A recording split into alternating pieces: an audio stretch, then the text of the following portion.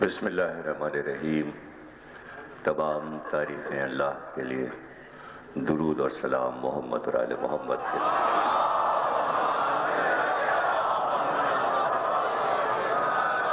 1429 ہجری کے شہ محرم کی امام بارگاہ شاہ نجف مارٹن روڈ میں چھٹی تقریر آپ حضرات سماعت فرما رہے ہیں۔ علی وسیلہ نجات۔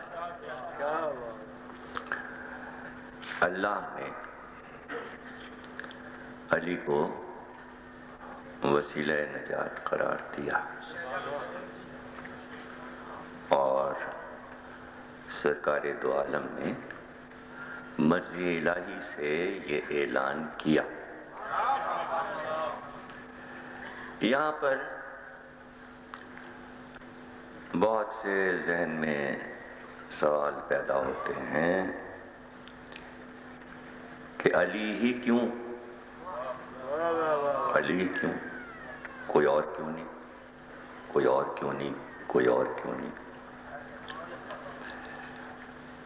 تو اس کو بہت ہی علمی نظر سے، گہری نظر سے، معرفت کی نظر سے، تاریخ کے اوراق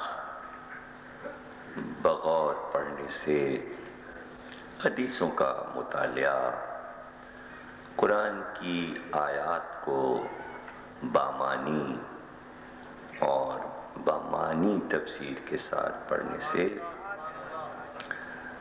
بات ظاہر ہو جاتی ہے۔ کوئی بھی نظام جب چلتا ہے وہ غلط ہی کیوں نہ ہو، پرانا ہو جائے تو لوگ اس کو صحیح سمجھنے لگتے ہیں، اور کبھی کوئی اپنی ایجاد کردہ چیز کو غلط کہنے کو تیار نہیں ہوتا، اور نہ کوئی اپنی غلطی ماننے کو تیار ہوتا ہے۔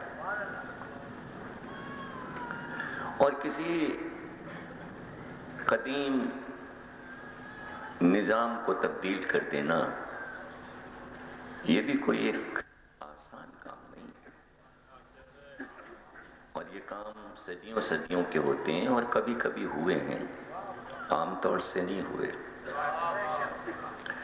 اس کو یوں سمجھ لیجئے کہ سرکار کی آمد سے پہلے جو نظام عرب میں رائج تھا کوئی ایک بھی اس کو غلط نہیں کہتا تھا، وہ صحیح تھا۔ سرکار آئے نہیں اس لیے وہ صحیح تھا۔ یہ تو جب سرکار آئے انہوں نے کہا غلط ہے، تو جب تک یہ کہا نہ جائے کہ یہ غلط ہے کون مانے گا کہ یہ غلط ہے؟ یہ تو آج بڑے آرام سے آپ بیٹھ کے 1400 برس کے بعد کہہ دیتے ہیں کافر تھے، اور تب جا کے کہتے ان میں مکے میں جب حضور نہیں آئے تھے بوٹیوں کا پتہ نہیں چلتا، کہتے تمہارا نظام غلط ہے، یہ کیا کر رہے ہو، یہ بتوں کو پوج رہے ہو۔ تو بھائی کوئی زندہ بچتا؟ اچھا پھر اس کی عقل میں یہ بات آتی کیسے؟ کہتا کیسے؟ ہم کیسے کہتے؟ آپ کیسے کہتے؟ کوئی ہمارے اوپر وہی آ رہی تھی جو ہم کہتے ہیں؟ یہ تو اللہ کہے کسی سے کہ تم کہو تب وہ کہے، اس لیے اس سے پہلے کوئی کہہ نہ سکا، اس لیے کہ اللہ نے کسی سے کہا ہی نہیں کہ تم انہیں سمجھاؤ کہ تم غلط ہو۔ تو اب وہ اپنے طور پہ تو صحیح تھے، سب نظام پورا صحیح تھا، سارے بت شان سے اپنی اپنی جگہوں پر بیٹھے ہوئے تھے، سب کی شہرت تھی، اور ان کے نام ہی ایسے رکھے تھے، عزا عزت والی دیوی، اس کے آگے سر جھکایا قربانی دی تو یہ عزت عطا کرتی ہے، لات منات حبل، ایک سے ایک بت، پھر ان پہ لباس بھی، ان کے کپڑے، ان کی قمیصیں، لال لال کرتے پہنے ہوئے، ان کی پیشانیوں پہ لال لال رنگ لگا ہوا، سجے ہوئے، گلے میں مالائیں، سونے کے ہار، موتی، بادشاہ بنے بیٹھے ہوئے تھے وہ خانہ کعبہ میں، اور وہ سب صحیح تھا، درست تھا، تو کون مانتا تھا کہ یہ سب غلط ہے؟ اس طرح بات کو سوچئے کہ کب سے یہ نظام چل رہا تھا؟ ارے بھائی، یہ نظام 2-2.5 ہزار برس کا ہو چکا تھا اور غلط تھا آپ کی نظر میں، ہماری نظر میں، مگر تھا، جاری تھا۔ کوئی اس میں چھیڑ خانی نہیں کر رہا تھا، کوئی اس کو فنا نہیں کر رہا تھا، کوئی اس کے خلاف نہیں بول رہا تھا، نہ وہ خود کہہ رہے تھے یہ غلط ہے۔ تو کوئی انگلی تو اٹھائے نا، ایک ہی آواز اٹھتی غلط ہے، اور اوپر چلے جائیے، اور اوپر پیچھے چلے جائیے، 4,000 برس پیچھے چلے جائیے۔ حضرت ابراہیم کے دور میں پوری دنیا، عرب نہیں، پوری دنیا، مصر، یونان، ہندوستان، عراق، ایران، کروڑوں بت تھے، کروڑوں مندر تھے، کروڑوں ان کے رہنے کے گھر تھے۔ اچھا، کھاتے پیتے تھے نہیں کہ کوئی خرچہ ان کا زیادہ ہو، وہ تو جو انہوں نے مانگا لیا تو وہ خود ہی سب کھا پی رہے تھے، ان کا کوئی خرچہ نہیں تھا، نہ پانی پیتے تھے نہ کھانا کھاتے تھے۔ سونے کے ہار وار پہن لیتے تھے موتی ووتی کے، اس زمانے میں موتی، مونگے، سونا یہ کوئی اتنا قیمتی نہیں تھا، آج کی طرح کوئی 16,000 روپے، 18 ہو گیا، 18,000 روپے تولہ ایک بیچارے کی 3 تنخواہیں ملا کے 3 مہینے رکے تو 1 تولہ سونا خریدے آج کل کے حساب سے۔ اس زمانے میں ایسا نہیں تھا، بادشاہوں کا دور تھا، وہ اپنا بہت سارا سونا رکھتے تھے، جب جانے لگے تو ایک آدھ ہار موتی سچے دے گئے، چڑھاوے پہ دے دیے، پہنا دیے، سونے کا تاج پہنا دیا۔ تو کوئی خرچہ بتوں کا تو تھا نہیں، ہاں بت کے جو محافظ تھے ان کے خرچے بڑے لمبے چوڑے، محافظوں کے خرچے بہت لمبے چوڑے تھے۔ تو اب کون یہ نمرود سے کہے کہ بھئی یہ سب غلط ہے نظام؟ ایک آواز حضرت ابراہیم کی تو صحیح تھا، ان کی نظر میں تاریخ کے اعتبار سے نظام صحیح تھا، وہ یہ ماننے کے لیے تیار نہیں تھے کہ یہ نظام ہمارا غلط ہے۔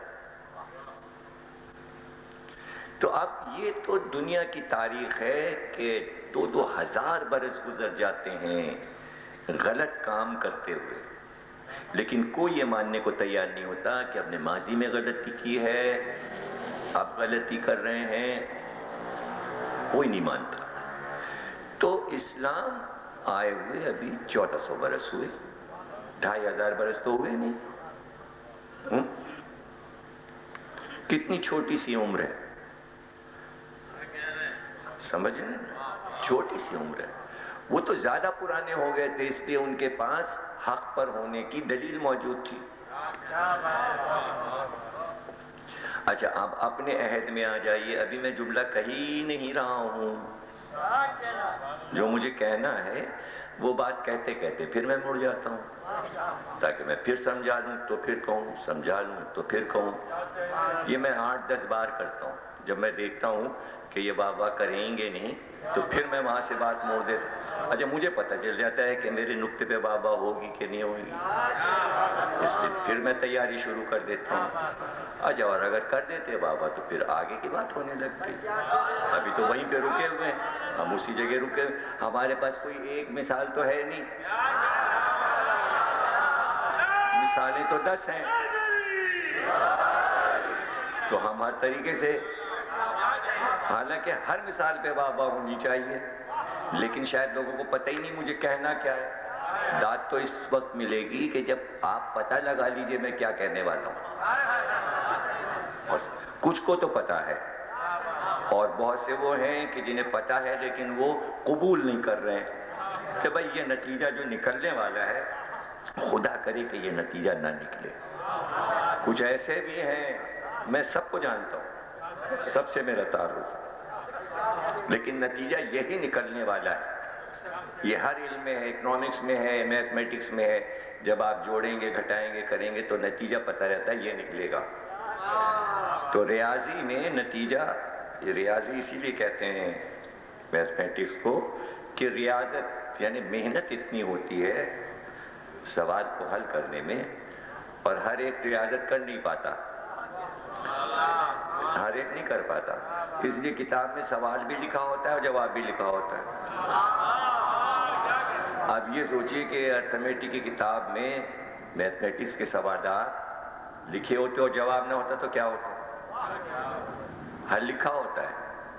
اچھا، ہر سوال کا حل ہوتا ہے۔ یہ بتائیے یہ کیا نقشہ ہے؟ الٹی طرف سے یوں کر کے یہ جواب ہے ایک۔ اچھا، بعض لوگ حل کرتے ہی نہیں جلدی سے، ان کا یہ 5 نمبر، اس کا جواب یہ 6 نمبر، اس کا جواب یہ پڑھے وہ ختم سے ہوتا ہے نا، ایسا ہوتا ہے، ہاں یہی ہوتا ہے کہ یہ کون انتظار کرے ہم حل کریں، پھر اپنے ذہن کے جواب کو ان کے چھپے ہوئے جواب سے ملائیں، اسے کہتے ہیں ریاضت۔ اور ہر دماغ ریاضت یعنی محنت کے لیے تیار نہیں ہوتا۔ یہ سبجیکٹ ایجادی اسی لیے، اور اس میں ایک میں نہیں قیامت ہو گئی، پھر اس میں ڈالتے ہی چلے گئے، پھر ایک اور بڑھا دیا الجبرا، اس میں اور اونچا کام کیا کہ ایک چیز غائب ہوگی، غائب لے لیجئے، فرضیہ لے لیجئے اور ڈال لیجئے، اب اس کے بعد اس کو ملا کے آپ جواب نکالیے، اور جب جواب نکال لیجئے تو جو فرض کیا تھا اسے نکال باہر کیجئے۔ یہ عجیب بات۔ اب اس سے بھی آگے اور مشکل جیومیٹری، اوہو، اچھا ابھی تک دماغ کا تھا، اب ہاتھ، آنکھ، دماغ کے ساتھ سب، اب وہ ذرا سا ذرا سی پینسل ہل گئی، اور مستقیم سیدھی لکیر کھینچنی، کونے سے کونے ملانے، یہ مربع ہے، یہ مثلث ہے نا، پھر اس کے ڈائی میٹر بڑھتے رہتے ہیں، گھٹتے رہتے، کیا ہے انجینئرنگ کی بنیاد، بچہ انجینئر بنے گا، بڑے بڑے پل بنائے گا، ابھی تو چھوٹے چھوٹے نقشے بنا رہا ہے، ایک ایک ارب کے پل بنائے گا، اب بیچ میں کہیں نقشہ خراب ہو گیا، جائیے ہم نے آپ کا یہ کانٹیکٹ کینسل کیا، اب پل نہیں بن رہا، ارے صاحب ادھر سے کیسے جائے، سڑک بند ہو تو خدا ہوا، کیا ہوا؟ کینسل، ٹھیکیدار صحیح نہیں تھا، صحیح انجینئر ہوتے تو نقشہ صحیح بناتا، دیکھیں کتنا خراب بنایا کہ جناب پورا بیٹھ گیا، کہاں؟ وہ حق کی طرف، اور وہ تو ہم نے پہلے ہی کہہ دیا، جب پہلے کہہ دیا تھا تو اسے اتروا لیتے، اتنی گاڑیاں دبی اس کے نیچے بیچاروں کی۔ اچھا گاڑیاں تو جیسے ماچس کی ڈبیاں آ گئی ہیں، جل رہی ہیں، دب رہی ہیں، لوگوں پہ کوئی اثر ہی نہیں، اور لے لیں گے اس لیے کہ بینک سے مل رہی ہیں، قسطیں دے رہے ہیں، مسئلہ ہی نہیں ہے کوئی، ایک ایک آدمی کے پاس 4 بعضوں کے پاس ایک بھی نہیں، اسی طرح قرض پہ چل رہا ہے معاملہ سارا سارا۔ تو یہ میتھمیٹکس ہے، یہ ریاضت ہے، یہ دماغی ریاضت ہے، اسی طرح دین کی بھی دماغی ریاضت ہے، اور وہ ہے بنیاد، اگر یہ بنیاد نہیں صحیح تو وہ سب بیکار، سب بیکار، جتنی بھی محنت آپ دنیا میں کر ڈالیے، جتنا بھی پیسہ کما کے پھینک دیجئے، جتنی بھی آسائشوں میں آ جائیں، اللہ کہتا ہے سب بیکار، سب گھاٹے میں، وَلَسْرِ إِنَّ الْإِنسَانَ لَفِي خُسْرٍ، سب خسارے میں، پوری انسانیت خسارے میں ہے، إِلَّا الَّذِينَ آمَنُوا، اگر ایمان نہیں، عمل صالح نہیں، حق نہیں، صبر نہیں، کچھ کر ڈالو دنیا میں، کتنے بڑے بن جاؤ، سب بیکار ہماری نظر میں، قرآن کا اعلان۔ تو اب ضروری ہے کہ خسارے سے بچانے کے فارمولے ہوں، تو جو لوگ پوچھتے ہیں علی علی علی ہی کیوں؟ علی اس لیے کہ 4 چیزوں میں علی کامل تھے، اس لیے اللہ نے عمل صالح کل ایمان، حق میں کامل، صبر میں کامل. اس لیے اللہ نے کہا اب تم ہی نجات کا وسیلہ بنو ان کے لیے.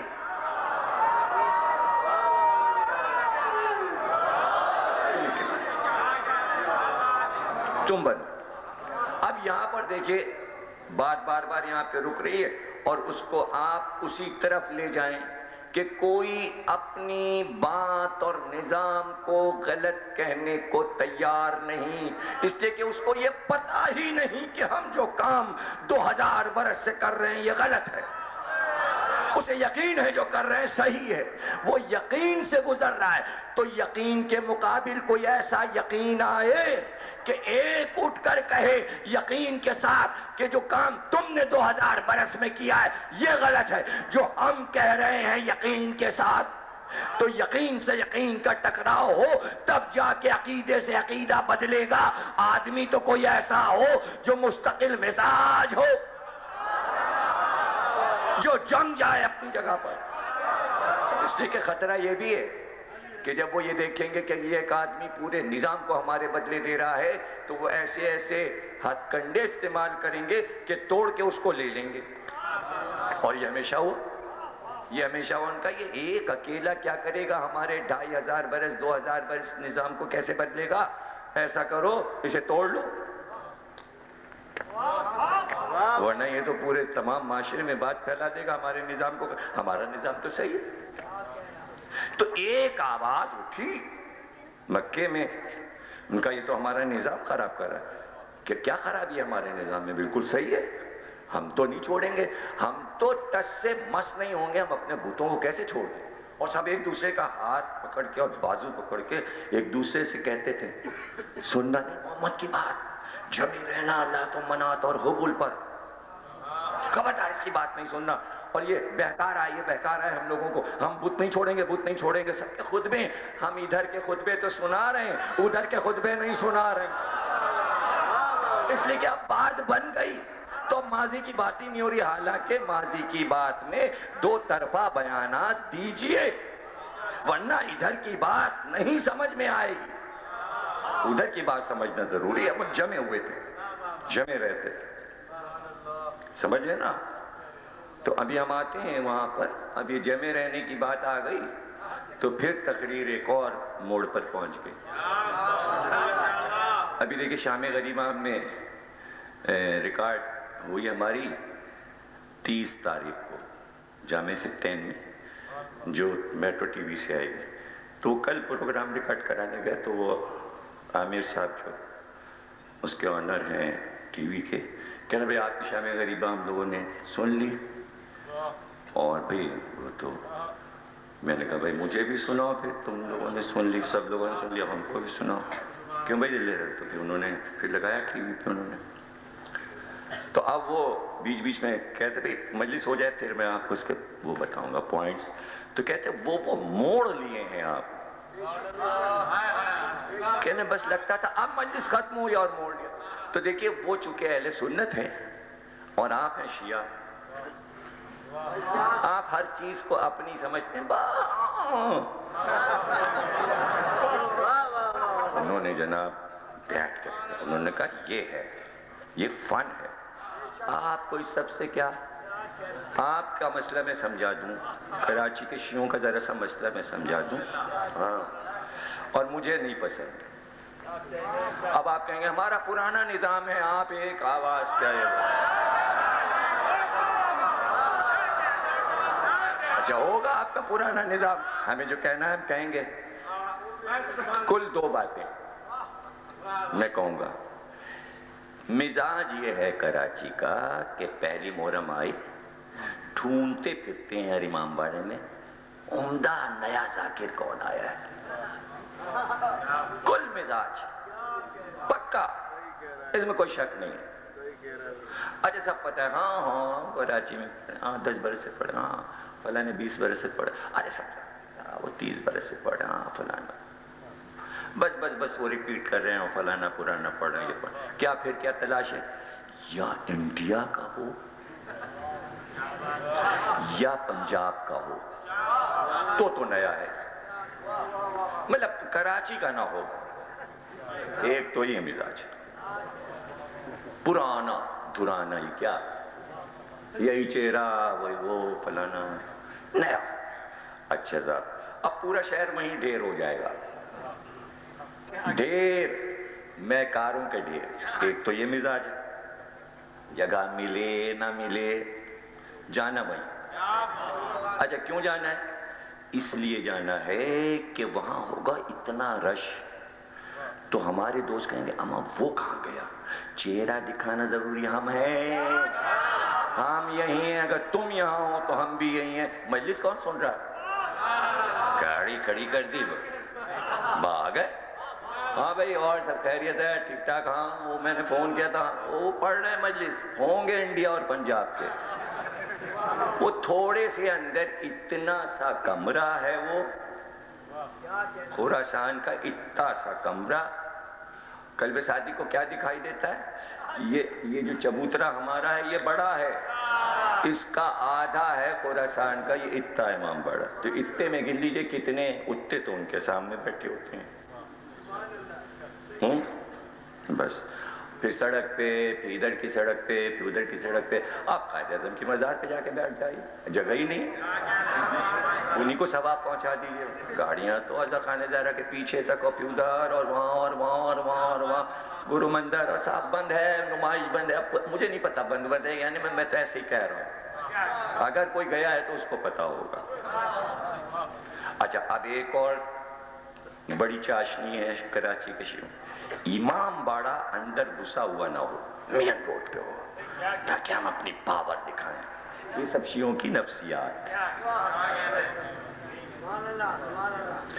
اب آپ میرا جواب سن لیجیے، جب تک کراچی کے شیعہ اپنے یہ دو اصول نہیں بنائیں گے کوئی فائدہ نہیں ہے. پرانا نظام بچوں کو ملے گا اور یوں چلتا رہے گا.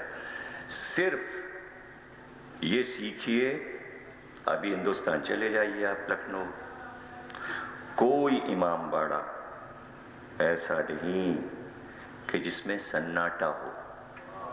سب جگہ پہنچنا ہے، ہر جگہ رونق کرنی.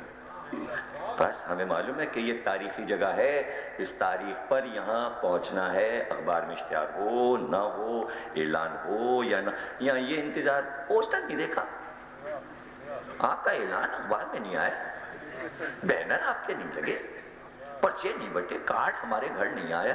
یہ یہاں کا مزاج ہے کراچی کا. ارے نہ کارڈ نہ پوسٹر نہ بینر.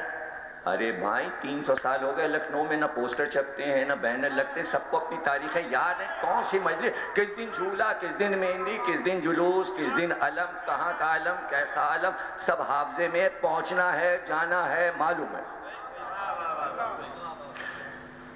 صرف یہ اصول بنائیے کہ خراج حسین کو پیش کرتے ہیں. اصل چیز حسین ہے، ہر جگہ ہیں، ہر جگہ کربلا والے آئے ہیں، ہر جگہ عزا خانہ سجا ہے. جہاں تک پہنچ سکیں، جہاں تک پہنچ سکیں، جتنی مجلسیں کر سکیں، جس میں سہولت ہو، ڈھونڈنے نہ پھریں. یہ جو آپ بازار میں شلجم اور آلو خرید رہے ہیں یہ نہ کریں. ایک بات. دوسری بات یہ کہ دوسرا معیار یہ بنا لیں کہ اگر ایک عزا خانہ وہاں سے آپ کو منت اور مراد اور ذہن آپ کا وابستہ ہے اس امام باڑے سے، تو پھر وہاں ضرور جائیں جہاں آپ بچپن سے جا رہے ہیں کہ بھئی یہاں سے ہمیں جو مانگا ہے ملا ہے. تو پھر اسے نہ چھوڑیں، امام باڑے کو نہ چھوڑیں، امام باڑے کی رونق کو رکھیں. یہ تمام کراچی کے شیعوں کو بنانا پڑے گا، ورنہ آپ اپنی عزاداری. اب ظاہر ہے کہ یہ اتنا ماشاءاللہ مجمع سن رہا ہے، اتنے سب جگہ وہ تو نہیں سن رہے.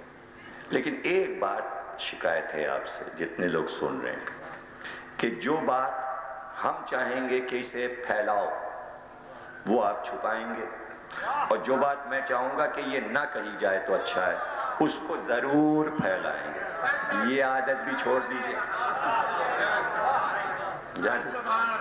اتنے مزے کی باتیں میں کہہ دیتا ہوں کہ جسے آپ عام کریں تو سبق بن جائے. بھول گئے وہ نہیں، یہ والی کہنی ہے. اچھا سب ایکا کر لیتے ہیں, کیسے اتحاد ہو جاتا ہے میرے سمجھ میں نہیں آتا ہے کہ یہ کہنا ہے اب سب وہی کہہ رہے ہیں, سب وہی کہہ رہے ہیں, سب وہی کہہ رہے ہیں. یعنی پرسوں سب یہی کہتے ہیں, بم پھٹ گیا, بم پھٹ گیا, بم پھٹ. ہم اس کے خلاف تھے اور ہم جو ہم سے کہہ رہے تھے ہم اسے ڈانٹ رہے تھے. افواہ مت پھیلاؤ, افواہ مت پھیلاؤ. ہم ایک جملہ کہہ رہے تھے ممبر سے بھی اور نیچے سے راستے میں. آپ نے سنا کیا؟ ارے ہم نے کہا سب سنا, پھیلانی نہیں ہے.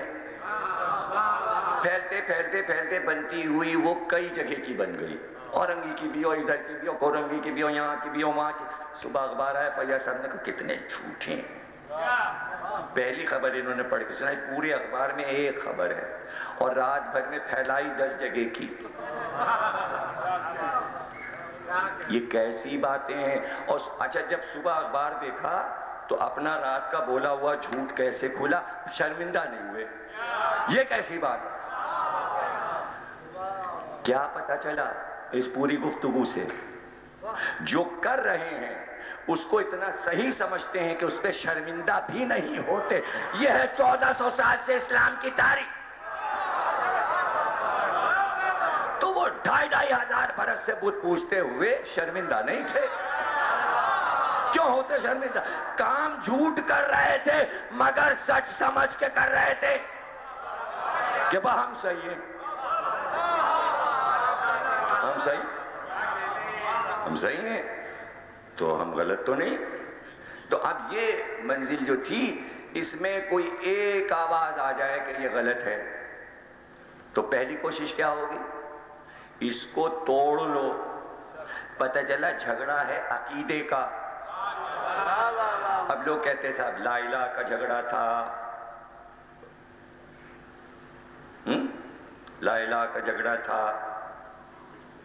نماز کا تھا, روزے کا تھا. ابھی کچھ آیا ہی نہیں, نہ نماز آئی, نہ روزہ آیا, نہ حج آیا, نہ زکوٰۃ. ابھی تو ہنگامی حالات ہیں, کعبے میں سب پٹ رہے ہیں, حج کیسا, نماز پڑھنے میں کوڑا پھینکا جا رہا ہے, نماز کیسی. ارے بھائی ابھی تو کچھ بنے ہی نہیں. ابھی تو ایک مسئلہ ہے عقیدے کا. یہ بدھ کو مان رہے ہیں, وہ کہہ رہے ہیں ایک کو مانو. مسئلہ ہے عقیدے کا ٹکراؤ ہے. اسلام فقہ سے نہیں شروع ہوا, عقیدے سے شروع ہوا ہے. لڑائی عقیدے کی ہے. یعنی وہ کہہ رہے ہیں بتوں کو پوجو, وہ کہہ رہے ہیں اللہ کو مانو. پوجنا اور ماننا ایک لفظ کا فرق ہے. ہمارا اللہ, وہ کہہ رہے ہیں ہمارا اللہ. ہمارے بہت سے تمہارا ایک, ہمارے اکثریت میں تمہارا اقلیت میں. اب جھگڑا اسی پہ بڑھ رہا ہے. یعنی عقیدے کا پھیلاؤ ہو رہا ہے. یا تم ہمیں مان لو یا ہم تمہیں مان لیں. ماننا کہتے ہیں عقیدے کو, عمل کرنا کہتے ہیں فقہ کو. تو عمل تو ابھی شروع ہی نہیں ہوا, ابھی تو ماننے کی منزل ہے اور اسلام شروع ہو گیا. ارے فقہ تو بنے گی حضرت عمر کے زمانے میں, اسلام آنے کے 22 برس کے بعد. پھر اس کے بعد چلتی رہے گی. پھر ابو حنیفہ آئیں گے, 200-250 برس لگیں گے اب یہ سب بننے میں. ابھی کرنٹ موضوع کی بات کیجئے, عقیدہ. عقیدہ اللہ ایک عقیدہ ہے. ان کے ہاں بدھ کو ماننا عقیدہ تھا, جھگڑا تھا عقیدے کا. تو عقیدے میں یہ ہوتا ہے توڑ لیجئے. پہلے بھی یہ ہوتا تھا, آج بھی یہ ہوتا ہے. سب نے میٹنگ کی اور میٹنگ کر کے کہنے لگے کیا کیا جائے. انہوں نے کہا چلتے ہیں. کس کے پاس؟ ابو طالب کے پاس. ابو طالب کے پاس پہنچے, کہنے لگے بھئی اپنے بھتیجے کو سمجھاؤ. اب توڑنے کا طریقہ, اس سے کہو کہ اگر اس کو مال و دولت چاہیے تو ہم دے دیں, اور اگر قبیلے کی لڑکیاں چاہیے تو ہم لڑکیاں دینے کو تیار ہیں. 2 بڑی آفر ہوئی ہیں, دولت کی آفر ہوئی ہے اور یہ تو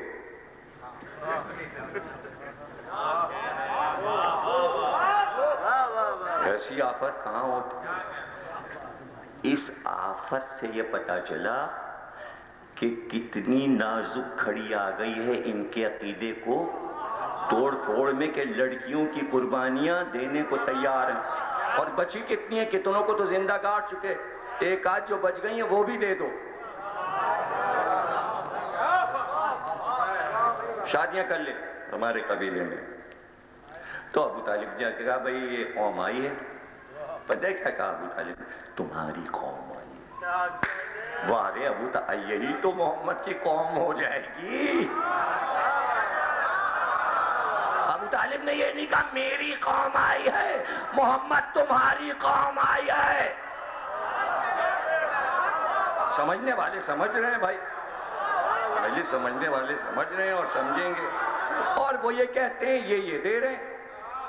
تو محمد نے اپنے دونوں ہاتھوں کو بلند کیا کہ چچا سنیے، ان سے جا کے کہہ دیجیے یہ اگر میرے ایک ہاتھ پہ آفتاب آ کے رکھ دیں اور دوسرے ہاتھ پہ مہتاب رکھ دیں تب بھی میں یہ عقیدہ نہیں چھوڑوں گا، لا الہ الا اللہ، قولوا لا الہ۔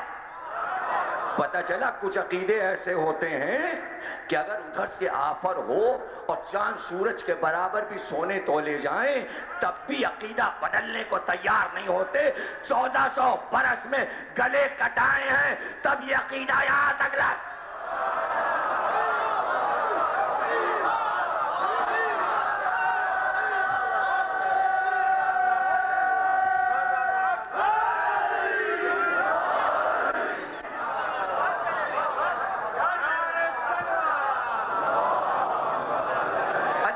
یہ کبھی آپ نے سوچا، یہ تو آپ نے بچپن میں سنا ہوگا نا، یہ جو چیز پڑھی ہے آپ باہر یہ پرانا پڑھ رہے ہیں، یہ چاند سورج والی تو سن چکے تھے، سنا تو ہے، اس میں جو اینگل ابھی دینے جا رہا ہوں یہ کہاں سنا ہوں؟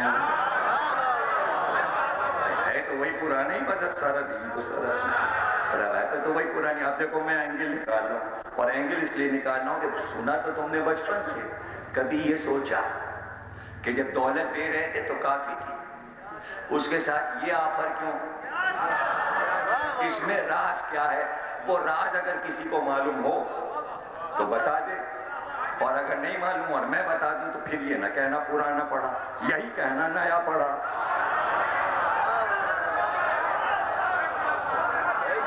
اب سنو اس میں راز کیا ہے؟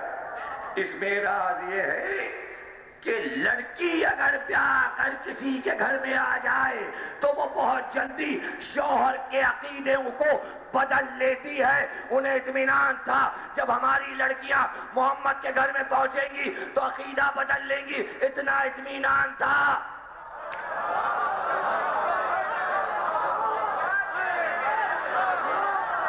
کتنی ہلکی بابا کی، کیوں؟ اس لیے کہ مثال سامنے نہیں۔ ابو لہب تھا بنی ہاشم،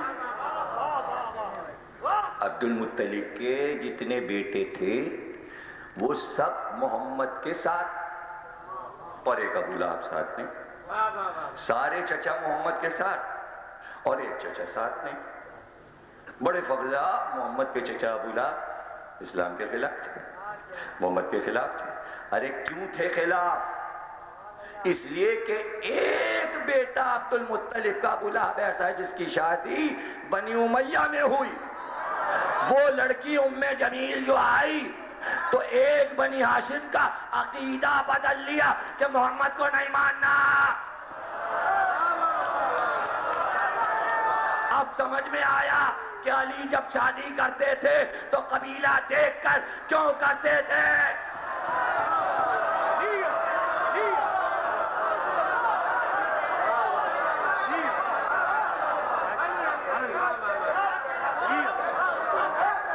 اور یہ تو ہو گئی جناب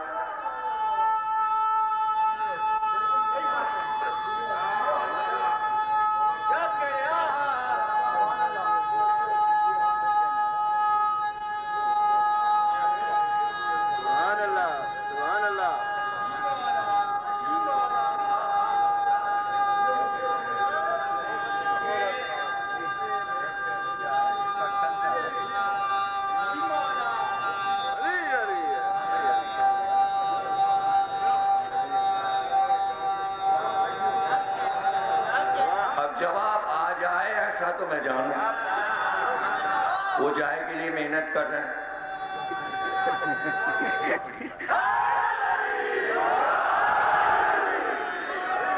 صحیح جواب ملا آپ کو؟ صحیح جواب ملا؟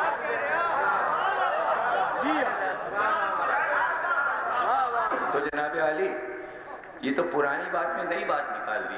اب ریسرچ ورک بھی لے لیجیے اور گھنٹوں سوچیں گے آپ کہ ریسرچ ورک کسے کہتے ہیں. ایسے تو جب بھی پوائنٹ آئیں تو جو حیران ہوتے ہیں انہیں ہونا چاہیے. اگر آپ حیران نہیں تو پھر مزہ بھی نہیں. ریسرچ تو کہتے ہی تھے. یہ ابو لہب کی شادی جو ام جمیل سے ہوئی اور قرآن نے جو کہہ دیا حمالۃ الحطب، یہ جہنم کا ایندھن اٹھانے والی اس گھر کی بہو بنی امیہ سے جو آئی ہے ام جمیل، تو چونکہ مذمت قرآن میں آ گئی تو ریسرچ پر پیش کر رہا ہوں کہ قیامت تک کے لیے بنی ہاشم نے وصیت کر دی کہ اب کبھی اس گھر میں سادات میں بنی امیہ کی لڑکی نہ آئے. نہیں آئے.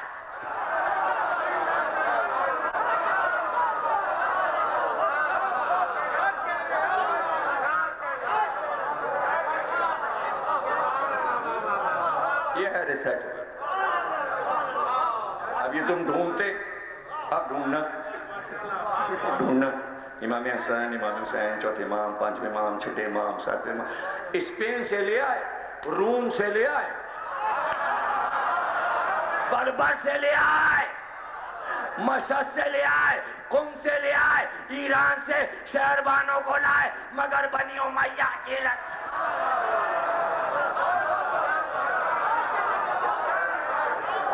ام جمیل ارے ام جمیل تو ام جمیل جب ہندا کو دیکھ لیا تو پھر کیا لاتے؟ تو کیا گھر کا ماحول خراب کرتے؟ عقیدے پلٹ جاتے ہیں. اسی لیے ماں باپ کو بیٹا کہاں کر رہے ہو؟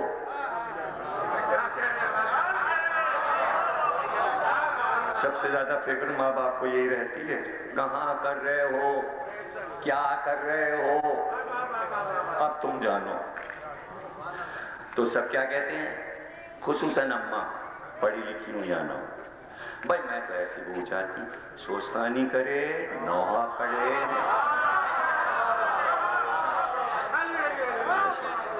یہ شرط اماؤں نے کیوں لگائی ہوئی ہے؟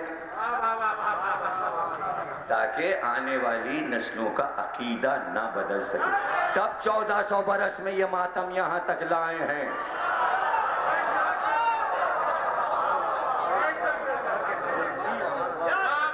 یہ مائیں ہیں جو کوہ بن کر اپنی جگہ جم گئی، اور اگر کسی نے اس کے خلاف کر لیا تو پھر اماں نے منہ موڑ لیا. ہاں، اور جہاں اماں نے منہ موڑا پھر وہ لڑکا کبھی خوش نہیں رہتا. حدیث رسول ہے. اس لیے اماں کی خوشی یہی ہے کہ نوحہ ہو، مرثیہ ہو اور سلام. یہ شرط اتنی اچھی ہے کہ کبھی آپ بنی امیہ کی لڑکی لا ہی نہیں سکتے.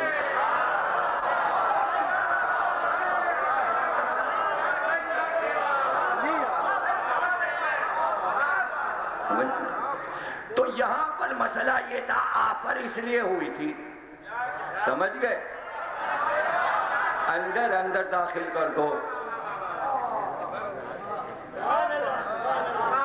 اب اس میں رسول اللہ کا کمال دیکھیے کہ تم نے آفر کی تھی، اب ہم ہر قبیلے میں شادی کریں گے، اور دین اپنی جگہ ٹس سے مس نہیں ہوگا. اس لیے کہ دین کو بیویوں کے حوالے تھوڑی کیا، علی کے حوالے کیا. وسیلہ نجات.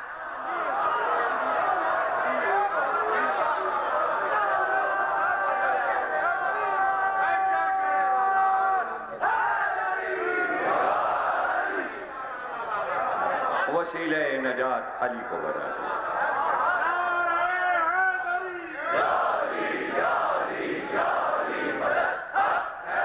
وسیلہ نجات علی کو بنا دیا. علی کو بنا دیا. مشکل منزل کہ صدیوں پر جس چیز سے عامل ہوں اسے کیسے چھوڑ دیں، عقیدے کو کیسے بدل دیں، یہ ہے مشکل کام، مشکل ترین کام، مشکل ترین کام. اب لوگ کہتے ہیں کہ صاحب وہ ایک بڑا مشہور نعرہ ہے کہ ابو طالب نے مرتے وقت کلمہ نہیں پڑھا تھا. ہے اب اپنی جگہ ایک چیز جم گئی ہے تو وہ کالج اسکول سوال جواب اپنی جگہ. کیسے پرانا عقیدہ بدل دیں؟ آپ کیسے بدلوائیں گے؟ آپ یہ عقیدہ کیسے بدلیں گے؟ بدلنا مشکل. لیکن کتاب کو اٹھا کے پڑھیں تو آپ کو معلوم ہو جائے کہ بھائی اگر بخاری نے نہیں لکھا تو پہلی تاریخ اسلام کی پہلی تاریخ مسلمانوں کی ابن اسحاق، سیرت ابن اسحاق پہلی کتاب، اس نے لکھا کلمہ پڑھا. تو اب پہلی کتاب کی بات نہیں مانتے، بعد والی اس کی بات سب نے مانی ہوئی. اب ہے بس مطلب یہ کہ اس میں کیا مطلب اب آپ کیا کر سکتے ہیں. اور پورا منظر یوں ہے، اس کو دیکھ لیجیے کہ بخاری نے یہ کہا کہ بھائی منظر یہ پیش کیا کہ ابو طالب کا آخری وقت تھا، بستر پہ لیٹے تھے، ایک طرف ابو جہل، ابو البختری اور ابو امیہ یہ سب کھڑے تھے. محمد نے کہا چچا کلمہ پڑھ لیجئے. چچا کلمہ پڑھ لیجئے. اب ابھی چچا کچھ نہیں بولے. اب یہ منظر یوں دیکھیے، سمجھ میں آ رہا ہے آپ کے منظر، ابھی آپ کو سمجھ جائیں گے منظر، اور میں آپ کو سمجھا دیتا ہوں کہ ادھر سے آواز آئی، کیوں ابو طالب، کیا تم اپنا پرانا دین ہمارا دین چھوڑ دو گے؟ ارے ابو طالب نے کچھ کہا ہی نہیں. ایک بات محمد نے کہی، دوسری کافروں نے کہہ دی. ابو طالب نے کیا کہا؟ مطلب یہ محمد نے کہا کلمہ پڑھ لو، تو کافروں نے یہ بات کیسے کہہ دی کہ کیا تم چھوڑ دو گے؟ جھگڑا عقیدے کا ہے، میں آپ کو سمجھانا چاہ رہا ہوں. تو اب دو گروپ کھڑے ہوئے ہیں، ہمیشہ دو ہی گروپ ہوتے ہیں عقیدے میں.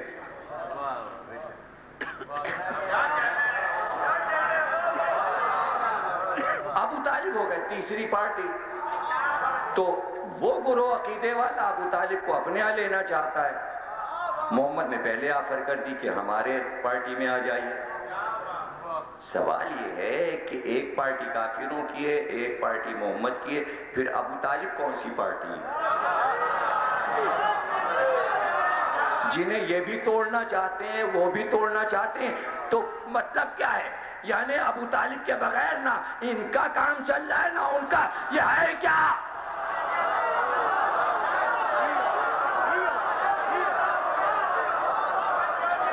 اب ٹھہریے نا، پارٹی وہ بھی مضبوط ہے، پارٹی یہ بھی مضبوط ہے. تو کہہ رہے کیوں ابو طالب، تم کیا اجداد کا مذہب چھوڑ دو گے؟ مطلب یہ کیا پرانا عقیدہ چھوڑ دو گے؟ محمد کا تو نیا عقیدہ ہے. اب یہ لڑائی آپس میں ہو رہی. ابو طالب دیکھ رہے ہیں دونوں پارٹی، یہ بھتیجا ہے جسے پالا ہے اور یہ سب پرانے لوگ ہیں، محلے والے ہمارے قوم کے پڑوسی، اور کچھ بول ہی نہیں رہے. ابھی لکھو تو بخاری میاں، کچھ لکھو تو کہ کہا کیا ابو طالب.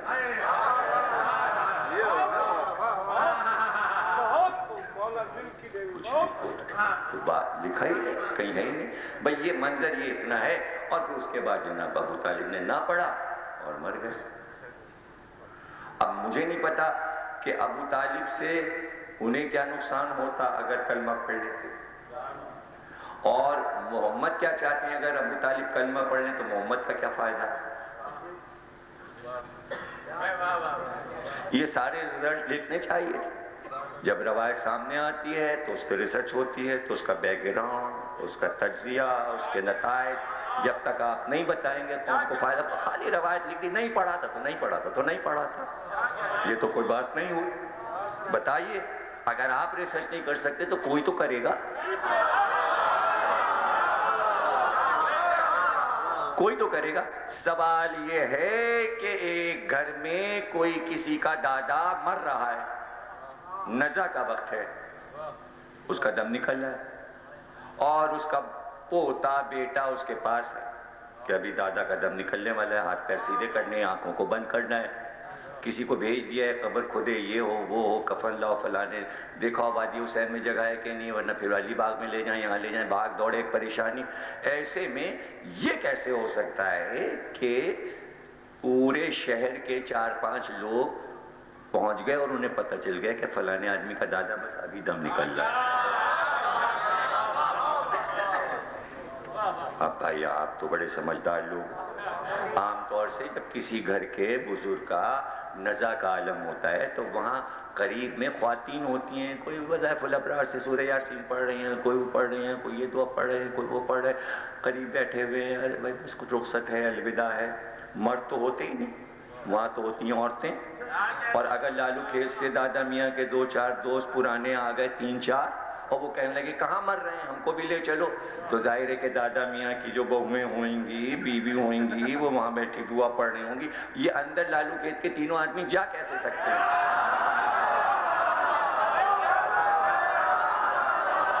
یہ روایت بنی کیسے؟ ابو طالب کی 7 بہنیں تھیں، جس وقت ابو طالب کا نزا کا عالم تھا بہنیں پاس ہوں گی، اس لیے کہ بنی ہاشم کیا رسم تھی کہ جیسے ہی مرے بہنیں روئیں، بیٹیاں روئیں۔ ابو طالب کی بیٹیاں بیٹھی ہیں، بہنیں بیٹھی ہیں، بہویں بیٹھی ہیں، خدیجہ بیٹھی ہیں، ارے بیوی فاطمہ بنت اسد بیٹھی ہیں، یہ تینوں نامحرم آئے کیسے؟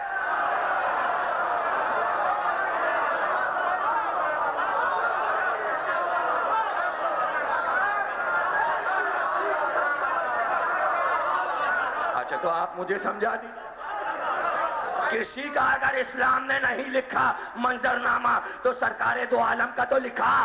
بتاؤ اندر گھر میں جب سرکار کا آخری وقت ہے تو بیٹی ہے یا بیویاں ہیں تو تینوں کوئی جا سکے؟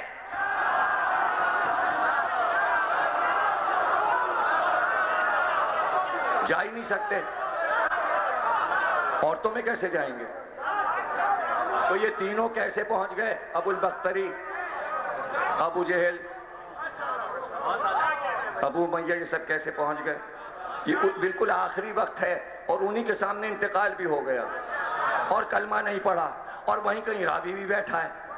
ابو جہل راوی نہیں، ابو البختری راوی نہیں، محمد راوی نہیں، اس کے یہ راوی کدھر چھپا بیٹھا ہو کہ اس نے دیکھا کہ وہ مر گیا اور کلمہ نہیں پڑھا؟ راوی کون؟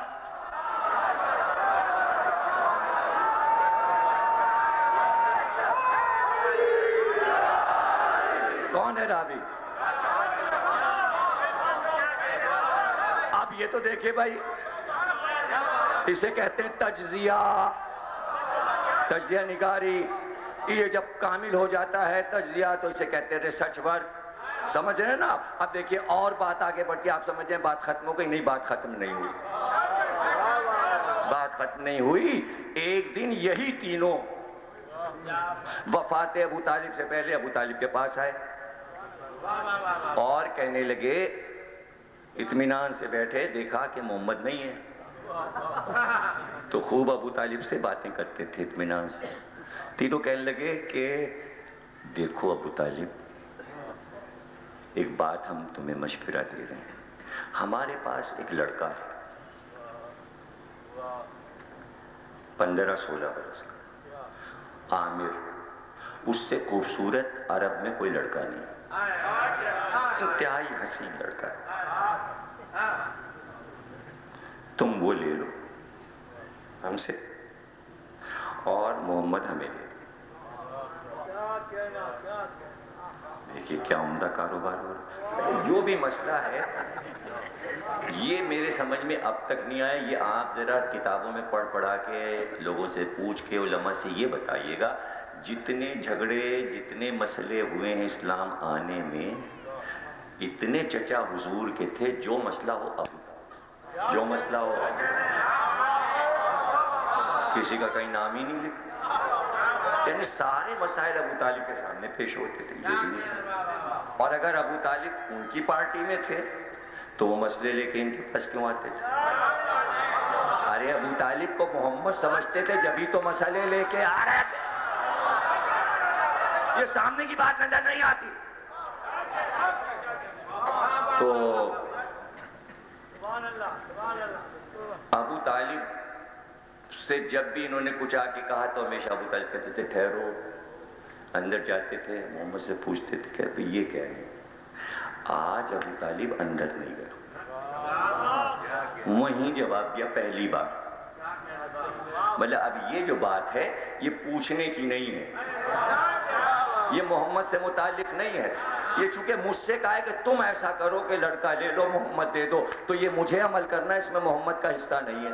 میں دے دوں اور اسے لے لوں, یعنی کام ابو طالب کو کرنا ہے. اس نے فوراً جواب دیا واہ واہ واہ واہ, خوب فیصلہ کر کے آئے ہو. یعنی میں اپنی جگر کا ٹکڑا تم کو دے دوں اور تمہارا کافر بچہ لے لوں اور تمہارا کافر بیٹا میں پالوں اور تم میرے جگر کے ٹکڑے کو حلال. واہ واہ واہ, کیا فیصلہ کیا تم نے, کیا فیصلہ کیا تم نے. جناب ابو طالب کی آواز بلند ہوئی تھی, چپکے سے تو یہ بات کہی نہیں تھی, جلال میں کہی تھی کہ تم میرا جگر کا ٹکڑا کاٹ کے پھینک دو اور تمہارا کافر بچہ میں لے کے پال لوں. تو کتنے جوش میں کہا ہوگا. آواز گھر میں گئی, محمد نے چچا کی آواز سنی اور جلدی سے آ گئے. جیسے ہی آئے ایک بار تینوں کو دیکھ کر محمد نے خطبہ شروع کیا, اللہ کو مان لو, اللہ عظیم ہے. جیسے ہی محمد نے سنو پورا واقعہ سن لو, پھر چاہے جتنی داد دے دینا. ایک بار خطبہ شروع کیا محمد نے تو تینوں نے زور سے ایک دوسرے کا ہاتھ پکڑا اور کہا یہ جادوگر ہے, اثر کر جائے گا, ابھی اللہ کو ماننا پڑے گا, ہبل کو نہ چھوڑنا, منات کو نہ چھوڑنا, جم جاؤ اپنے عقیدے پر, اس کی بات نہ سننا, کانوں کو بند کر لو, کانوں کو بند کر لو. اور محمد نے پھر خطبہ پڑھ کر جو لے دے ان کی ہے اور ایسی کی تیسی کی ہے, تو ایسے میں گھبرا کے کہنے لگے ابو طالب آج کے بعد تمہارے گھر میں قدم نہیں رکھیں گے, لات و منات کی قسم. جب قسم کھا کے گئے تھے تو ابو طالب کے مرتے وقت پھر دوبارہ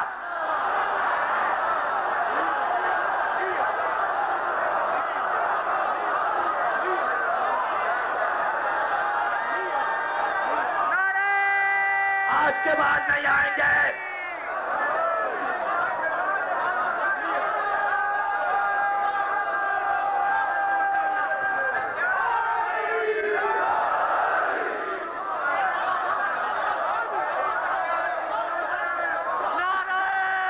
روایت کا تجزیہ ہوا, کیسے ہوتا ہے تجزیہ؟ تو اب طے کرو کہ صحیح بخاری کی ایک ایک روایت کا تجزیہ اس طرح کریں گے تب اسلام سمجھ میں آئے گا.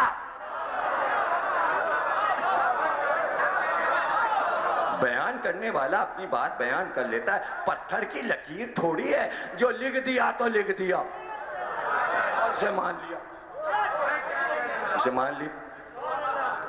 بھئی ہم تو یہ جو حق ہیں حدیث ہیں, جو حق ہیں حدیث ہیں, جسے آنکھ بند کر کے مان لو, اس کا بھی تجزیہ کرتے ہیں. کتنی مشہور حدیث ہے, حسین منی وانا من الحسین, اس میں کوئی شک ہی نہیں ہے.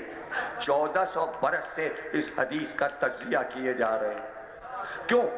اس لیے کہ پہلا ٹکڑا تو سمجھ میں آتا ہے,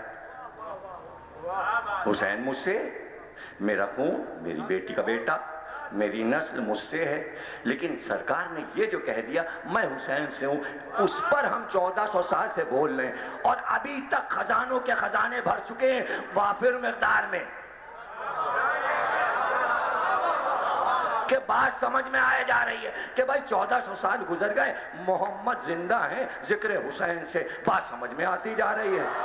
اب اس فکر میں ہے کہ اگر ذکر حسین بند ہو گیا تو محمد کا ذکر بند ہو جائے گا, تو حدیث ادھوری رہ جائے گی. تو اس چکر میں ذکر بند نہ ہو, محمد کا ذکر ہوتا رہا ہے. یہ ہے تجزیہ. حسین مجھ سے ہے, کب تک؟ اب تجزیہ ہے نا بھائی. یہ تھوڑی کہ کوئی شکایت کرے ہماری حدیثوں کا آپریشن کر دیا, اپنی حدیثوں کو چھوڑ دیا. نہیں, اس میں کوئی رعایت نہیں. کہاں رعایت؟ دیکھیے تجزیہ کر رہے ہیں ہم سرکار کی اس حدیث کا, پیاری پیاری حدیث کا تجزیہ. حسین مجھ سے کب تک؟ 60 ہجری تک. کون کہے گا ایسا جملہ؟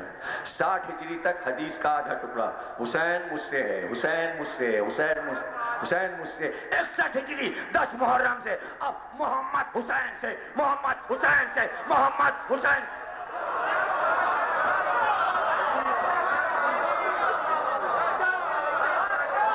محمد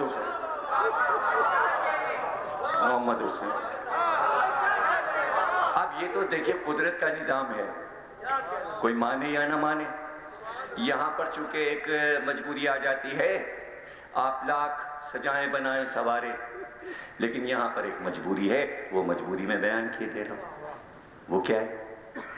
سرکار دو عالم سے اللہ محبت کرتا ہے، کہتا ہے یہ میرے محبوب ہیں، کہتا ہے محبوب الہی، یہ میرے حبیب کے معنی ایسی محبت جس کا کوئی جواب نہ ہو،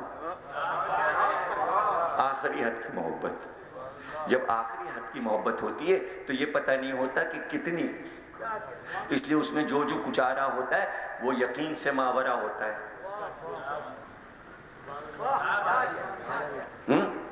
تو یہ اللہ کی محبت کے بھیجا. کیوں؟ عرش پر میرے حبیب کی تصویر رہے. اور کیا رہے جی؟ اب آ جاؤ. تو بھائی کیا بتائیں، پتہ نہیں محبت کی حدوں کو آپ جانتے ہیں کہ نہیں. جس سے محبت ہوتی ہے نا، اس میں ہوتی ہیں دو باتیں، ہم بھی دیکھتے رہیں اور زمانہ بھی دیکھتا رہے. یہ ہے جس سے میں محبت کر رہا ہوں. دیکھ رہے ہو زمانے والے، ہے ایسا؟ ارے کہاں سمجھے، کہاں؟ دو رخ ہوتے ہیں حبیب کے لیے، ہم بھی دیکھیں زمانہ بھی دیکھے. مزہ نہیں آتا جب تک زمانے کو دکھا کے نہ کہیں اس سے پیار کرتا ہوں، دیکھو ہے ایسا، اس سے محبت کرتا ہوں، ہے ایسا. تو محمد کو اس لیے بھیجا زمین پر تاکہ زمانے کو دکھائے یہ ہے میرا محبوب. دیکھا تم نے، یہ ہے میرا محبوب، اور خود بھی دیکھ رہا ہے. لیکن بے قراری اس لیے کہ بھیج دیا، 11 ہجری میں بلا لیا، تو اب بلا کے خود دیکھ رہا ہے، قیامت تک دیکھتا رہے گا. لیکن دوسرا رخ ختم ہو گیا، اب امت دیکھ نہیں پائے گی، اب زمانہ دیکھ نہیں پائے گا. اس لیے تصویر ہمیشہ رکھی، خود بھی دیکھتا رہے، زمانہ بھی دیکھتا رہے. تو حسن شبیہ محمد، حسین شبیہ محمد، علی اکبر شبیہ محمد، تاکہ زمانہ دیکھتا رہے، اللہ بھی دیکھتا رہے، زمانہ بھی دیکھتا ہے. محمد ایسے تھے، محمد ایسے تھے. نہیں سن پا رہے ہو، نہیں سمجھ پا رہے ہو. محمد ایسے تھے، محمد ایسے تھے، محمد ایسے تھے. اور یہاں تک کہ آگے کی تیاری رکھتا ہے، یعنی حسین نہ رہے، علی اکبر نہ رہے، تو تصویر رکھنا ہے. تو مہدی آئے، زمانہ بھی دیکھے، اللہ بھی دیکھے، زمانہ بھی دیکھے، اللہ بھی دیکھے. یہ ہے حبیب سے محبت کی حد. آپ اللہ کی محبت کی حد کو تلاش نہیں کر سکتے، اس لیے مہدی کو شبیہ محمد بنا کے رکھا ہوا ہے. جب آئیں گے تب آپ کو پتا چلے گا اللہ کی محبت کی حدیں کیا ہے. اس لیے پہلے سے انتظام رکھتا ہے. تو اگر حسین کو شبیہ محمد بنایا،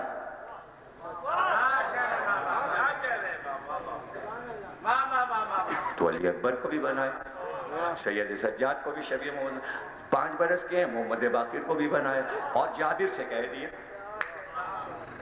کہ تم پہنچو گے رفتار میں، گفتار میں، صورت میں، شکل میں محمد باقر میری شبیہ. جابر پہنچے، دیکھا کہ بے شک یہ تو وہی شبیہ ہے. کہ ذرا پیچھے ہٹی، امام پیچھے ہٹے 5 سال کی، آگے بڑھی، امام محمد باقر آگے بڑھے. کا رفتار تو وہی جو کہا رسول اللہ نے، چہرہ تو وہی، بات چیت وہی. اب دیکھ رہے ہیں، اے بھائی اسی لیے تو رکھی ہے شبیہ کہ صحابہ دیکھ. کہاں سمجھ رہے ہیں آپ؟ مجلس تو ختم ہو گئی لیکن آخر میں سمجھ ہی نہیں پا رہے. یہی تو ہوتا ہے موڑ. باہر والے کی سمجھ میں موڑ آتے ہیں، اپنوں کو سمجھ میں نہیں آتے. یہ ہے موڑ، یہ ہے خطابت کے موڑ. دیکھ رہے ہیں جابر ہیں صحابی رسول، یعنی رسول اللہ کو دیکھ رہے ہیں. اب تو صرف دیکھ رہے ہیں نا کہ ادھر سے آواز آئی جابر. دیکھنے میں اتنے محو ہو گئے کہ ہمارے جد ہمارے دادا کا پیغام سنا نہ بھول گئے. ہاں کہنے لگے یاد آیا، یہ بھی کہا تھا جب ملنا تو میرا سلام پہنچا دینا. تو ہر دور میں شبیہ محمد رہے، اس کی کرتا ہے تیاری. تو اگر علی اکبر شبیہ تو ایک اور تیاری علی اصغر کی شبیہ. جو تقریر ختم ہو گئی. علی اصغر کیا؟ شبیہ محمد، رسول اللہ کی تصویر. لیکن جیسے باطل کو ضد ہو گئی تھی کہ محمد کی تصویروں کو رہنے نہیں دی. ہائے، تو یہ جو علی اکبر کے نیزہ لگا ہے، علی اکبر کے نہیں لگا، یہ سرکار دو عالم کے سینے پہ لگا ہے. اور یہ جو ہرملہ کا تیر چلا ہے، یہ رسالت ماں کے گلے کو چھید کے گیا. یہ تو بچپن سے مسائب سنتے آئے ہیں، سب سنتے رہیں گے. اور ہمیشہ ذکر علی اصغر 6 محرم کو شب عاشور کے دن ہوتا ہے. اور یہ جملے بھی سنتے آئیں گے کہ ایک تیر صرف علی اصغر کے گلے کے لیے نہیں تھا، بلکہ جب چوتھے امام سے پوچھا گیا تو آپ نے فرمایا وہ ایک تیر، ایک گلا نہیں چھیدا. اس ایک تیر نے جنت میں میری دادی فاطمہ زہرا کے سینے کو چھیدا. اس ایک تیر نے مرنے کے بعد کربلا کے 72 کا سینہ چھیدا. بڑا قیامت کی، بڑا قیامت کی. اللہ اکبر. آج بھی وہ ایک تیر جو سن لیتا ہے اس کا سینہ چھٹ جاتا ہے. آپ کا ذکر نہیں، آپ تو تڑپ کے روتے، آپ تو روتے. ہاں، عیسائی، کافر، ہندو، یہودی، جب اس کو پتہ چلتا ہے تو اس کا بھی سینہ چھٹ جاتا ہے. غیر قومی.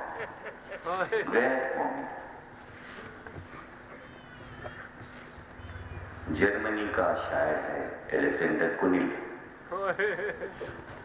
2000 شعر علی اصغر پہ مرثیے کے کہتا ہے. ایک ایک شعر پڑھیے تو تڑپ تڑپ کے روئیے. یہودی تھا لیکن مرثیہ لکھ کر مرثیے کا نام کتاب کا رکھا، معصوموں کا ستارہ. ابھی میری کتاب حضرت علی اصغر پہ آ رہی ہے 400-500 صفحے کی، اس میں پورا مرثیہ میں نے دے دیا. فرینچ میں مرثیہ تھا، اردو میں پورا ترجمہ اس کا پڑھیں گے. پچھلے سال قصر مسیب میں کچھ بند اس کے میں نے آخری الوداع شریف میں پڑھی. عجیب دردناک مرثیہ لکھا. اور کیوں لکھنے پہ مجبور ہوا؟ جب جنگ عظیم ہوئی اور بم گرنے لگے تو اس نے فرانس اور جرمنی کے چھوٹے چھوٹے معصوم بچوں کو جمع کر کے ایک انجمن بنائی اور بچوں سے کہا کہ تم اپنی انجمن کے ذریعے اقوام متحدہ کو خط لکھو کہ یہ لڑائی بند کراؤ. اس لڑائی میں کتنے بچے مارے جا رہے ہیں، کتنی عورتیں بیوہ ہو رہی ہیں، کتنوں کے مانگ کے سیندور مانگیں اچڑ رہے ہیں. اور تم یہ اپیل کرو دنیا کی اقوام سے کہ ہم تم سے کہتے ہیں امن کے دیوتا کی خاطر لڑائی بند کرو. اور ان کو لکھو کہ ہم نے اپنا انجمن کا صدر بنایا ہے کربلا والے علی اصغر کو. ہم تمہیں علی اصغر کا واسطہ دیتے ہیں، یہ لڑائی بند کرو، بچوں کو نہ مارو.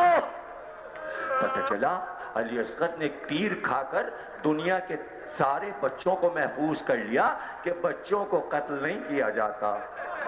کسی قوم سے دشمنی ہو تو بچے نہیں مارے جاتے. اسی لیے علی نے نہج البلاغہ میں کہا تھا کبھی دشمن کے بچوں کو نہ مارنا.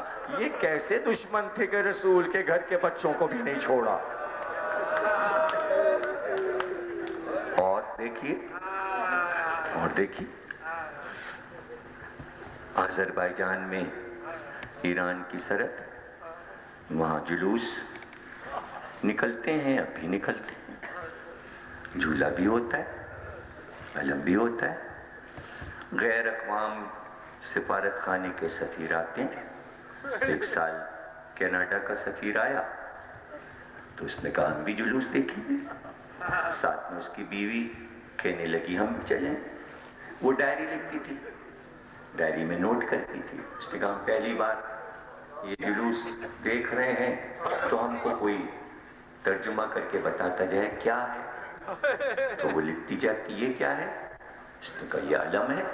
کیوں ہوتا ہے؟ یہ حسین کا علمدار تھا عباس، اس کے شانے کاٹے گئے، اس کی یاد میں یہ علم ہے. یہ کیا ہے؟ یہ تابوت ہے، یہ حسین کے جنازے کی شکل ہے. یہ گھوڑا کیا ہے؟ یہ وفادار حسین کا گھوڑا تھا ذوالجناح، اس کی شکل ہے. ایک ایک چیز نکلتی رہی، وہ لکھتی رہی. اتنی دیر میں ایک جھولا چھوٹا سا آیا. ایک جھولا آیا تو وہ ایک دم اپنی جگہ سے اٹھی. جیسے اس کی حیرانی بڑھی، اس لیے کہ جھولے کو دیکھتے ہی بچے کا تصور آتا ہے. چونکہ ماں تھی اور چھوٹے چھوٹے بچے ساتھ تھے، کہنے لگی یہ کیا ہے؟ اس نے کہا، یہ ترجمہ کرنے والے نے کہا یہ حسین کے لشکر میں ایک چھوٹا بچہ تھا 6 مہینے کا، تو یہ اس کا جھولا ہے. کہا تو یہ کیوں نکل رہا ہے، اس کا جھولا کیوں نکال رہے ہیں سب؟ کہا اس کی وجہ یہ ہے کہ وہ بچہ 3 دن کا پیاسا تھا، ماں کا دودھ خشک ہو گیا. پھوپھیوں نے کہا اسے تھوڑا سا پانی پلا لائیے، شاید اشقیہ پانی دے دیں. حسین اس بچے کو لے کے ہاتھ پر آئے اور آ کر اشقیہ سے کہا کہ اس بچے کو تھوڑا سا پانی پلا دو، یہ بچہ پیاسا ہے. ایسے میں ایک ظالم نے تیر جوڑا کمان میں. یہاں تک اس نے کہا تھا، اس نے قلم کو روکا اور کہنے لگی سنو، ایک بات بتا دو مجھے، ایک بات بتا دو، اس کے آگے جو کچھ کہنا تو یہ کہنا کہ وہ تیر جو چلا تو بچے کو نہیں لگا. یہ اس نے کہا تھا کہ ایک بار اس نے کہا نہیں، تیر بچے کو لگا. یہ سننا تھا کہ ماں گری اور تڑپ کے بے ہوش ہو گئی. ماں تھی نا بھائی. اور جب ہوش میں آئی تو پتہ ہے کیا کہتی تھی؟ کہتی تھی کیا لکھوں؟ بس یہ کہہ دو تیر نہیں لگا. مجھ سے کہہ دو بچے کو تیر نہیں لگا. لو تقریر ختم ہو گئی، تم کہاں بیٹھے ہو؟ آخری جملہ ہے تقریر کا. ایک ماں تھی لیکن غیر قوم کی تھی، کینیڈا کی تھی. 1400 برس کے بعد علی اصغر کا ذکر سن کر تڑپ تڑپ کے کہتی تھی کہہ دو بچے کو تیر نہیں لگا. غیر اقوام بھی جانتی ہیں اتنے چھوٹے بچے کو نہیں مارا جاتا، اتنے چھوٹے بچے کو نہیں مارا جاتا. تڑپ رہی ہے وہ. ذرا سوچو 1400 برس کے بعد غیر قوم کی ایک ماں علی اصغر کا ذکر سن کر برداشت نہ کر سکی، تو جب حسین علی اصغر کا لاشا لے کر آئے ہوں گے اور رباب نے علی اصغر کو دیکھا ہوگا کہ گلے سے لہو، تو ماں کا کیا عالم ہوگا؟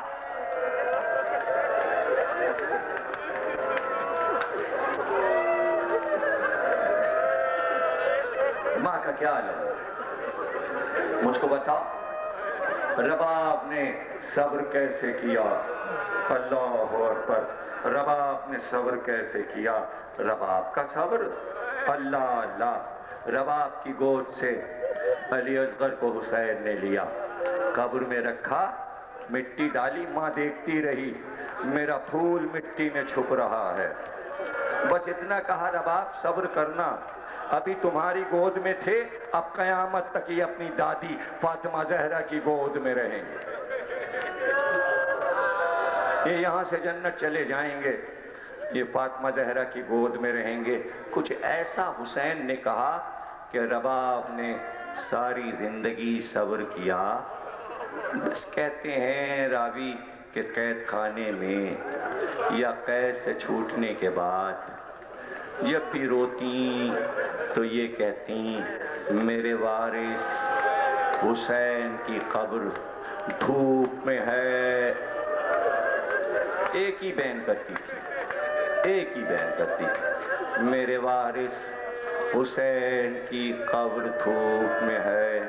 جس جملے کی فرمائش ہے وہ ادا کرنے جا رہا ہوں، میرے والی کی قبر دھوپ میں ہے، ہاں پڑوس سے اگر کسی بچے کے رونے کی آواز آ گئی تو پھر پکار کے کہتی میرا اصغر کہیں رو رہا ہے، کیا میرا علی اصغر بھوکا ہے، کہیں روتا ہے میرا علی اصغر۔ کتنا اچھا گریہ کیا تم نے، تم جیو سلامت رہو، یہ رباب کو تم نے پرسا دیا ہے، تم جیتے رہو، بی بی تمہارے لیے دعائیں کریں گی، بڑی مظلوم ماں ہے، بڑی مظلوم ماں ہے۔ لو جس جملے کی فرمائش ہے کہ یہ پڑھ دیجئے گا، آپ نے کہیں پڑھا تھا یہاں بھی پڑھ دیجئے، پرسوں فرمائش ہوئی تھی مجھے یاد آ گیا وہ جملہ سن لو، ہاں جب قبر علی اصغر کی بنائی تو رباب در خیمہ پہ کھڑی تھیں، قبر بن گئی لیکن میرے بھائی جب خیمے جل گئے تو پہچان ختم ہو گئی کہ میدان میں علی اصغر کی قبر کہاں ہے، اتنا بڑا میدان، اتنا بڑا میدان، چیلم کے دن جب رباب کربلا آئی تو حسین کی قبر سے زینب لپٹ گئی، لیکن رباب پورے کربلا میں جہاں مٹی کا ڈھیر نظر آتا اپنے کو گرا کے کہتی اصغر کہاں ہو، ماں پکار۔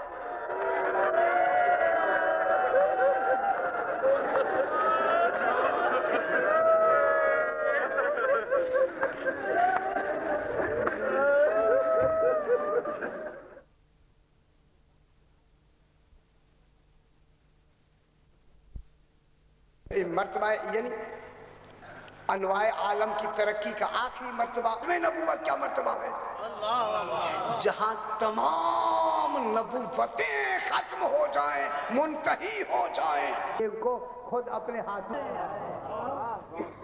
میری محبت میں جو تم نے توبہ کی ہے، آیا ہے نا توبہ کر کے، اسی توبہ کے معیار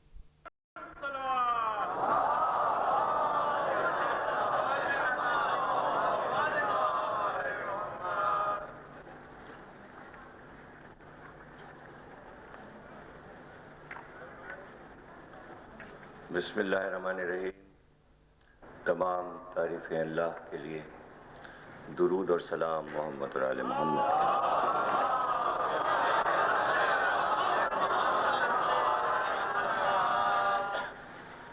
1429 ہجری کے عشرہ محرم کی امام بارگاہ شاہ نجف مارٹن روڈ میں آپ حضرات 7ویں تقریر سماعت فرما رہے ہیں۔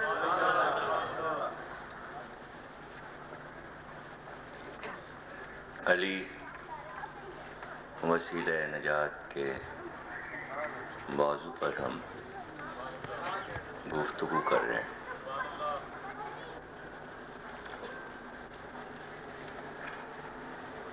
ایک طرف انسان کی زندگی کے نشیب و فراز، انسان کی ترقیاں، انسان کا علم، ہر چیز کے لیے علی وسیلہ نجات ہیں۔ لیکن ہر انسان کی نجی زندگی پیدائش سے لے کر بڑھاپے تک زندگی کیسے گزاری جائے، ایک ایسی سیرت، ایک ایسا نمونہ اللہ نے اور رسول نے علی کے ذریعے پیش کر دیا، جہاں پر دقتیں تھیں اس زندگی کو طے کرنے میں، علی نے ان مسائل کو بھی حل کر کے، آسان کر کے بتا دیا۔ ظاہر ہے کہ اسلام چونکہ آخری دین، اس کے بعد اب کوئی آسمانی خبر آنے والی نہیں تھی، اور نہ کوئی کتاب آنے والی تھی، نہ کوئی نبی آنے والا تھا، اس لیے ایک مکمل ضابطۂ حیات پیش کرنا واجب تھا، تاکہ بندے حجت نہ کریں اور کسی کو یہ کہنے کا موقع نہ ہو کہ اس بات کی ہمارے پاس کوئی مثال نہیں تھی۔ سمجھانے کے لیے کہ کس طرح عملی طور سے سرکار دو عالم سمجھائیں، تو اس کے لیے اہل بیت کو پیش کیا گیا، اور ایک مکمل، یعنی آپ دیکھیے کہ پیدائش، ولادت کہ بچے کا دنیا میں استقبال کیسے ہو،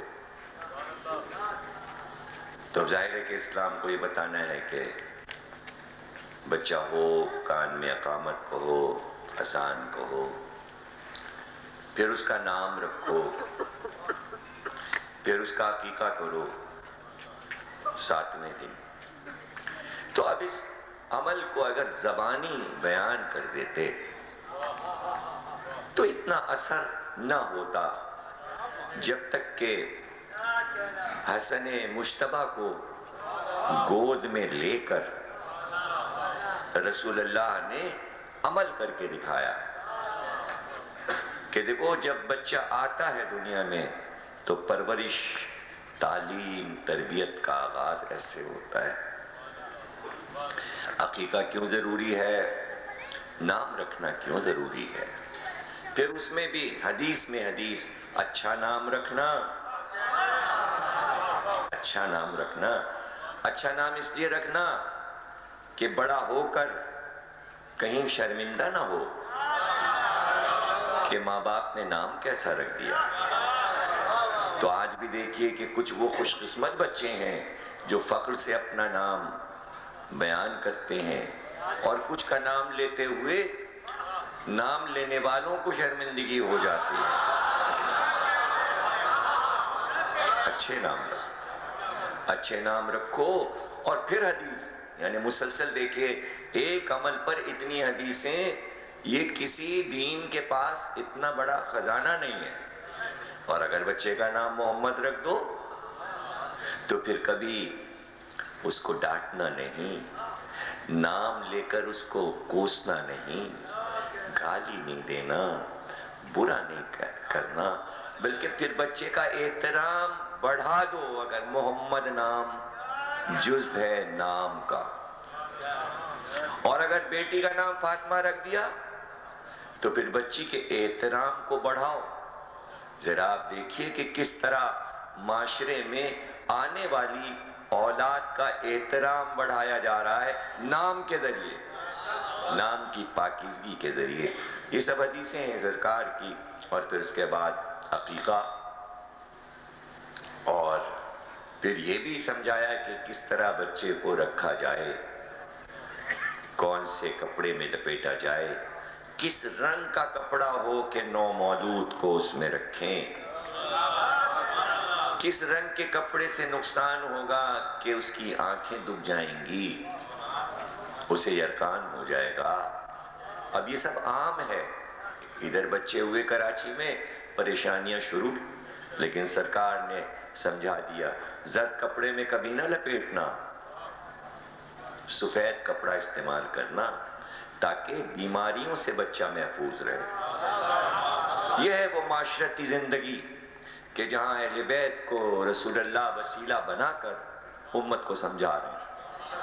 ظاہر ہے کہ بچہ بڑا ہوا، پھر اس کی تربیت کا طریقہ کیا، تنبیہات ہیں، کس طرح اس کو علم سکھانا ہے، پھر بڑا ہوا، نونہال ہوا، اس کا طریقہ، پھر جوان ہوا، جوانی کی تربیت، پھر شادی کا دن آیا تو پوری شادی کر کے بتایا کہ یہ علی دولہا بنے ہیں، سیدہ دلہن بنی ہیں، اس طرح شادی کرو۔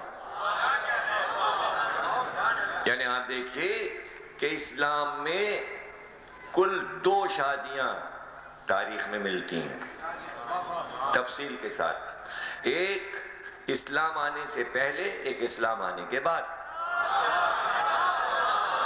اب تیسری کوئی شادی ہمیں ایسی، اور اگر نظر آئے گی تیسری یا چوتھی یا 5ویں تو اسی گھرانے میں، باہر کہیں نہیں، باہر نہیں ملے گی۔ آپ کتابیں لاکھوں چھان ماریں گے پورے مکے مدینے میں، پورے مکے کی تاریخ میں ایک شادی ایسی کہ جسے بیان کیا جائے، وہ خود رسول اللہ اور جناب خدیجہ کی شادی ہے، اور کتاب آنے کے بعد پھر جو شادی ہے وہ علی اور فاطمہ کی ہے، اور اس کے بعد پھر آپ دیکھتے ہیں کہ مثالی شادیاں ہمیں مل جاتی ہیں اسی گھرانے میں، امام حسین علیہ السلام اور شہر بانو کی شادی، اور آگے انہی ائمہ یعنی۔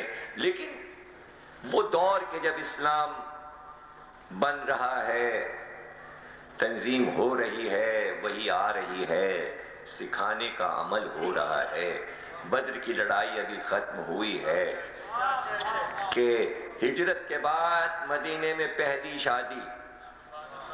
اب دونوں شادیوں کا فرق یہ ہے، دیکھیں ڈسپلن وہاں بھی تھا، ڈسپلن یہاں بھی ہے، تہذیب وہاں بھی تھی، تہذیب یہاں بھی تھی، لیکن اسلام آنے سے پہلے کی شادی چونکہ خدیجہ کی دولت تھی تو یہ دکھایا گیا کہ امارت والی شادی کیسے ہوتی ہے، اور چونکہ اسلام آنے کے بعد غربت تھی تو بتایا گیا غربت والی شادی کیسے ہوتی ہے۔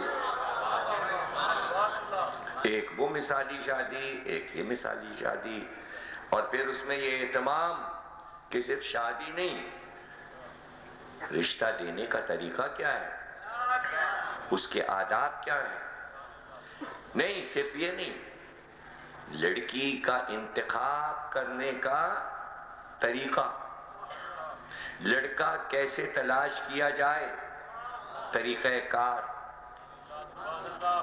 یہ مشکل منزلیں تھیں لیکن رسول اللہ نے پوری امت کو سکھا دیا۔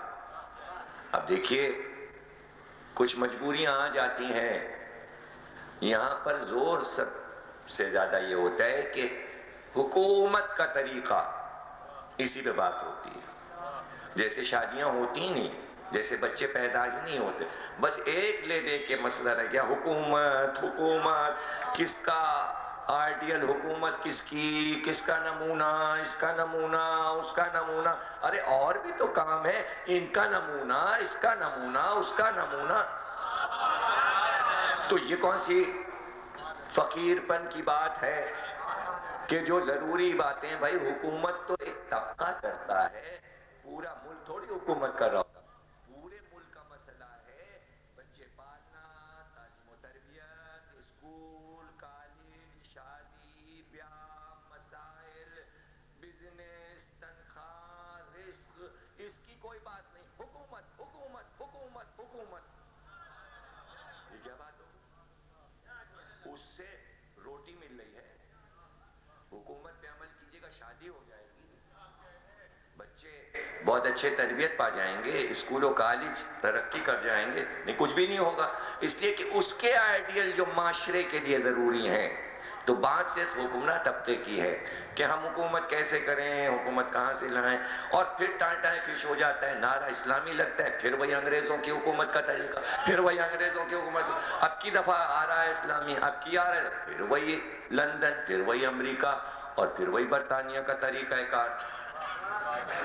تو کم از کم یہاں پر یہ تو اچھا ہے نا کہ اگر آپ بتائیں گے، ورنہ پھر بچے کی تعلیم، تربیت، ولادت، شادی کا طریقہ بھی پھر انگلینڈ اور امریکہ کا ہو جائے گا اگر آپ اہل بیت سے سبق نہیں لیں گے اور ان سے نہیں سیکھیں گے، تو پھر انگریزی ہو جائیے، پھر لا الہ کی ضرورت ہی نہیں، لا الہ کی ضرورت ہی نہیں ہے۔ اور ایسی آئیڈیل شادی آغاز سے انجام تک کہ آپ دیکھتے چلے جائیے کہ، اور پھر یہ کہ دیکھیں سب سے بڑھ کے یہ کہ